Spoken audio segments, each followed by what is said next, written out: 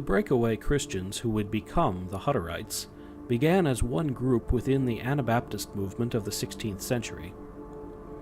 Grouped by their opponents under a name that literally means the rebaptizers, the Anabaptists' rejection of religious authorities placed them at odds with the Vatican, while their insistence on holy living as a prerequisite for salvation made them unwelcome in the Protestant mainstream.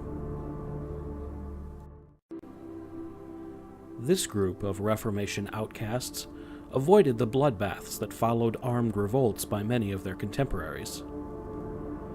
But to the civil authorities, Catholic and Protestant, this group's pacifist beliefs were just as dangerous as Europe faced internal conflicts and Turkish invasion.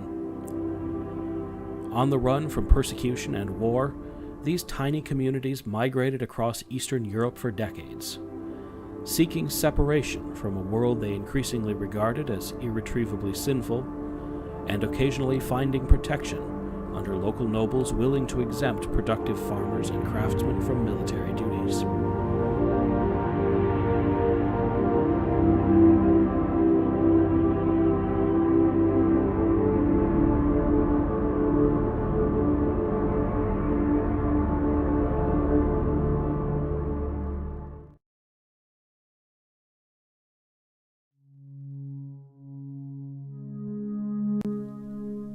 It was during this period that this fractious, feuding group of loosely connected communities produced the leader whose name and ideas would define them for centuries.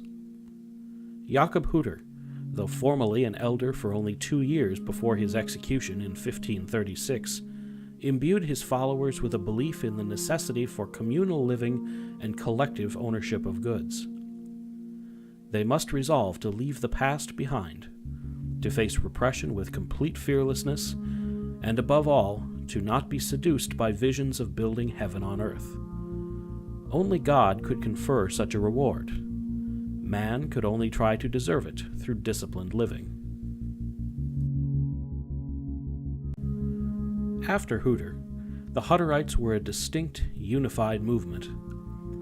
From 1565 to 1592, they experienced a period of cultural and economic growth in Moravia that became known as the Golden Period.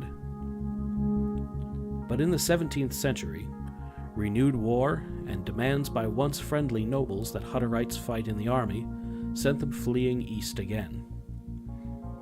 During these decades, the habits of communal living broke down, and even after the Hutterites were invited to settle in southern Russia in 1770, with a promise of exemption from military service, individualism and economic self-interest had found their way into the Hutterite way of life.